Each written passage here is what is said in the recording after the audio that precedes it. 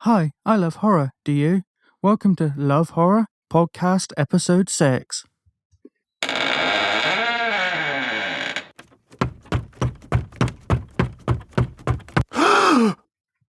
Last time I took a little look at some horror video games that were released in 2014. This time I'll be continuing to look at trivia from the Friday the 13th movies, like I've done in some previous episodes. In this episode, it will be trivia from A New Beginning, basically Part 5, and Part 6. Warning, there will be spoilers. Next week, I'll take a look at some other popular horror movies that have been set in summer camps, because the Friday the 13th films are not the only ones. It will not be trivia, though. It will be just a brief mention of the various films with a synopsis. Okay, Friday the 13th, Part 5, A New Beginning. This is the only Friday the 13th besides the original not to use the character of Jason as the main antagonist. Unless you count the dream sequences, of course, in the movie. In Jason Goes to Hell, basically Part 9, he body swaps, but he is at least in it in the beginning and at the end. Although it appears on all promotional material, the Part V, the Part 5, does not appear in the actual film. The opening credits simply puts it as Friday the 13th, A New Beginning. Corey Feldman was in Part 4, The Final Friday, and wanted to be in this one too, but he was busy filming The Goonies by Steven Spielberg, so they just filmed a little cameo with him in his back garden for the opening sequence. This was filmed on a Sunday on his day off. The film was originally written to have Corey Feldman as the star. Victor Fadden can be seen written on the outhouse wall. This is the name of the mental patient who brutally hacks up and kills the mental patient Joey. It is believed that it was put there by the filmmakers to make viewers think that it was him who was actually doing it, that he had perhaps escaped from the police and was really the one committing the murders. Tommy's opening dream was different in the original script, and arguably made him seem a little bit more suspect than perhaps he did in the final film. It opens as more of a continuation from the ending of the previous film. The final chapter has a young Tommy is seen taken to the same hospital as Jason's corpse. Then, in a sudden fit of psychotic rage, young Tommy winds up attacking half of the hospital and staff trying to get to the morgue and find Jason's body to deal with it. Once he had finally found the body, Jason suddenly arises from the autopsy table, and immediately after this, the adult Tommy wakes up in the van, kind of similar to how he does in the actual final cut. 1 month prior to the film's release in the US, the Motion Picture Association of America, the MPAA, demanded that 16 scenes featuring sex or violence be edited in order to merit an R rating instead of the worse rating of an X. The film immediately required 9 trips to the MPAA before finally being granted an R. This is the first film in the Friday the 13th series where Jason is actually referred to by his full name of Jason Voorhees. In parts 1 and 2, he is simply referred to as Jason, while in part 3, for example, he isn't named at all, not even by his name of Jason. Part 5, of course, doesn't have him in it anyway. John Shepard, who plays Tommy, researched the role of the character of Tommy by working in an actual state mental hospital before filming. The scene in which Pam attacks Jason with the chainsaw was shot on Halloween night of 1984. There are 3 different hockey masks featured throughout the film. The first one is that of the imposter, Jason, Roy, who is as you know, I'm sure you would have watched this before listening to this because it has got spoilers, but as you should know, Roy is the paramedic who is actually pretending to be Jason. He wears a slightly different mask, which is kind of a clue that it's not really Jason. It has blue marks, blue stripes on it, on the cheeks, as opposed to red stripes above the eyes. Real Jason has red on the top of the mask. Fake Jason has blue down lower. The third is featured on the poster. It's actually a different hockey mask entirely with more breathing holes on it. This one, it never actually makes it into the used film. I'm not sure why there needed to be a third. I can understand the two, one real Jason and one slightly altered colours as a hint that it's not the real Jason, and I quite like that. Not quite sure why they were going to have three versions. It don't really make sense. The movie that Jake and Robin watch on the bed is A Place in the Sun from 1951. It is the last film by the director, Danny Steinman, but he had previously mostly done porn films before, and you kinda can tell in this movie, as Part 5 seems to show more breasts than the other Friday the 13th films before it, and the actresses seem to be being picked for the size of their chests more than anything else. Not counting the laughing or yelling or anything like that Tommy Jarvis does, his character only says 24 words throughout the entire film. John Shepherd, who acted as Tommy, wore cowboy boots throughout the movie in order to appear taller. To keep the storyline a secret, the film was originally given the working title of Repetition, which is a David Bowie song title as well. Several other Friday the 13th films have used Bowie songs as fake titles, such as Crystal Japan as the working title for Part 3. Debbie Voorhees, or Debbie Sue Voorhees' original sex scene was shot longer and more graphic by the director. As I mentioned, he was a porn director basically, so no surprise there. The editor, Bruce Green, was told by the producer, Frank Mancuso Jr., to trim it up and make it look like a Pepsi commercial. So clearly, the producer didn't feel it needed to be quite so pornographic, and Friday the 13th do not. Danny Steinman, the director, was originally going to write and direct Last House on the Left 2 for Paramount, but after that project completely fell through, the producers offered him instead A New Beginning. You know, I really question the judgment in using a porn director for normal films such as a horror film like this. Like I said, aspects of his background as a porn director really does show through in this movie. The actor who ended up playing Victor was originally considered for the role of Tommy. The character Victor is the guy who's chopping up a lot of wood and ends up killing one of the other mental patients. The movie's title, A New Beginning, was chosen because it was intended originally for Tommy Jarvis to become the killer in the next movie. According to interviews with the director, he was instructed to do two things on Friday the 13th Part 5, A New Beginning. He was to deliver a shock, a scare, or a kill every 7 to 8 minutes in the movie. Most importantly, he was to turn Tommy into Jason.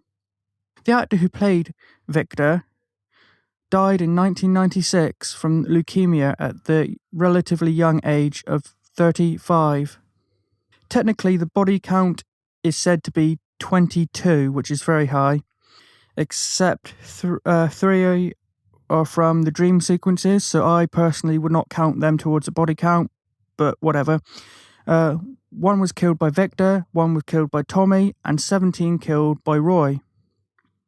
So that, in my mind, makes the body count 19, but if you count dream sequences, it is 22. It cost a relatively low $2.2 million and made $21.9 million in the box office. Now, trivia from Part 6. The first and only Friday the 13th film, including New Line Cinema's 3 Jason films, as well as the 2009 reboot, which features absolutely no nudity, though there is a brief sex scene.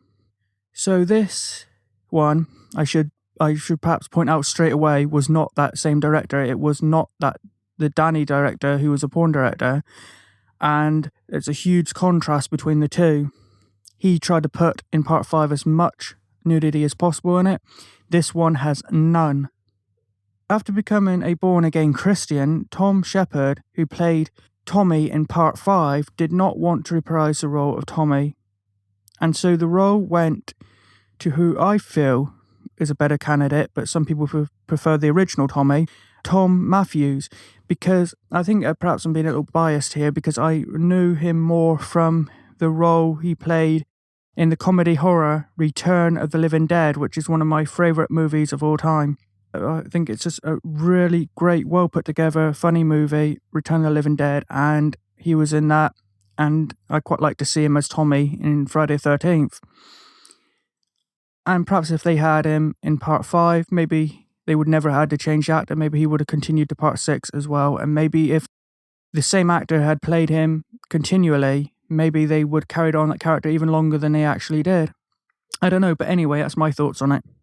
The fake working title of this Friday 13th was Birthday Bash, and they used the name Ethan as a kind of working title for the character of Jason in the original scripts.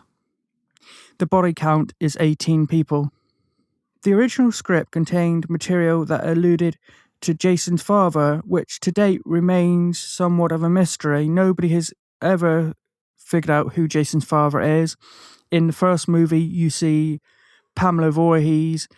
She's a killer in the first movie, and she's a mother of Jason, but there is never any references to the father. But in the original script for part 6, they actually made references to his father.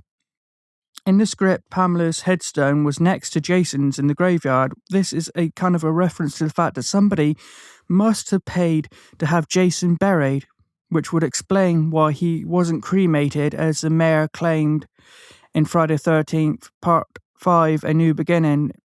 What I quite like in this movie is the references to other movies and directors. I like it when movies make little references to other movies before it or other franchises. I just find it quite interesting. I like that, and this movie particularly does a lot of that.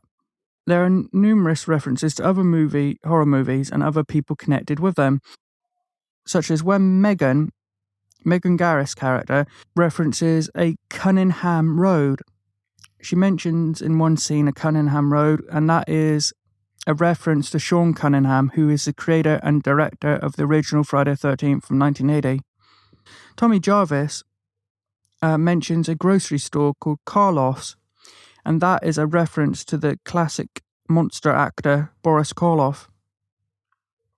The Sheriff Michael Garris mentions a town called Carpenter, and of course Carpenter is a reference to John Carpenter, who created and directed the original Halloween with Michael Myers from 1978.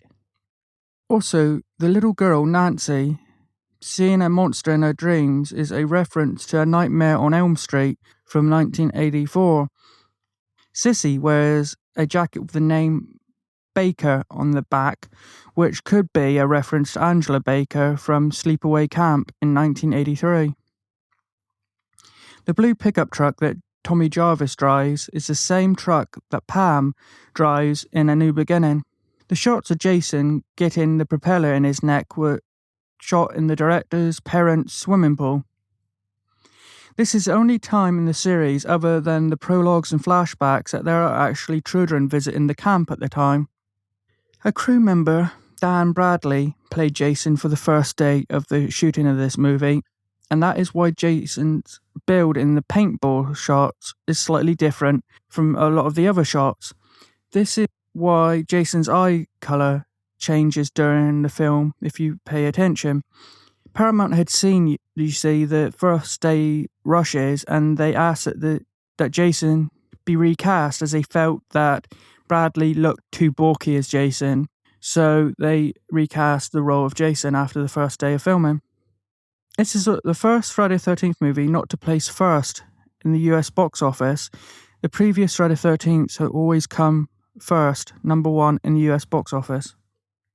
To keep the film's storyline a secret, the production was given the fake title Aladdin Sane, both as a pun, a lad, insane, like a mad person, a lad, insane, referencing the storyline of a mental patient pursued by the killer, and also in keeping with the series' tradition of using David Bowie song or album titles as fake working titles. During the close-up shots of the children sleeping in the cabin at night, one of the children has a copy of a novel called No Exit. This was most likely intended as a joke. The book's plot is about 3 deceased souls who are brought to hell and they all lie about their reasons for being brought there. After being stuck there and trying to find ways out, one of the characters comes to the conclusion that hell is other people. The first film in the series where all teenage roles are not played by teenagers at all, they're played by young adults. None of the actors in this movie are teenagers in real life.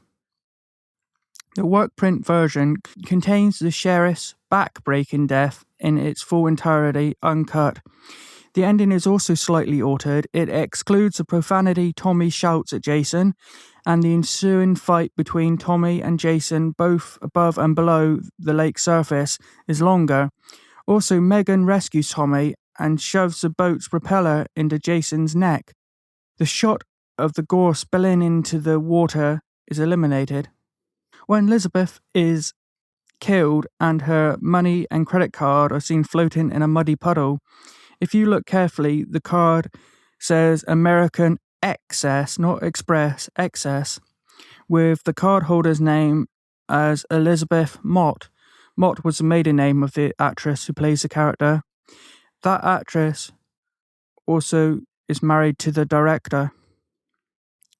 Marlene Kinnaman, who starred in Friday the 13th, A New Beginning in 1985 as Pam, actually signed on to reprise her role in this film. However, the producers decided they wanted to go a new direction for this movie, which excluded her character.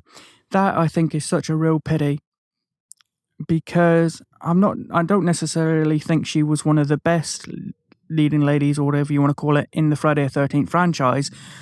But when they have previously tried to get actresses back and have failed at doing so, you would think when one is actually finally willing to reprise her role, they would jump at it. But no, they actually had an actress willing to come back, and they decided not to go anywhere with it. I think that's a real shame.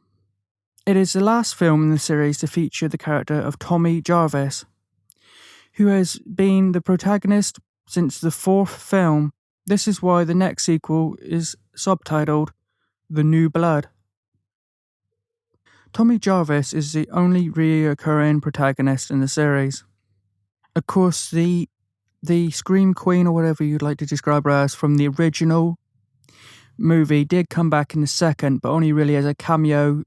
That you see her at the beginning getting killed straight away. So that's really why you count Tommy as the only reoccurring role, because his character appeared in 3 movies in a row. The film had a budget of $3 million this time, and the film made $19.4 million. It marked the very first time that a Friday the 13th entry not only did not reach number 1 in the box office, but also failed to gross over $20 million. And it begun the decline in Friday the 13th box office returns. However, it was highly regarded among the fans as the best in the series, and so it's believed that it didn't do well, not because it was a bad movie, but because some fans may not have decided to return to watch this movie in the box office at a time, because they had felt cheated by the fact that Jason wasn't the killer in part 5, so they didn't return for this movie. But later on, fans, after seeing it perhaps later on, actually liked this movie. Okay, so that's it for this week's Friday the 13th film trivia. As a reminder, you can find this podcast in the iTunes podcast directory, and you can subscribe to this podcast via iTunes. If you have any suggestions for the next episode, or just this podcast in general, then you can email me at lovehorrorpodcast@yahoo.co.uk. That's lovehorrorpodcast, all one word with no question mark, lovehorrorpodcast@yahoo.co.uk. Please listen to the next episode next week. Please join us again, and thanks for tuning in.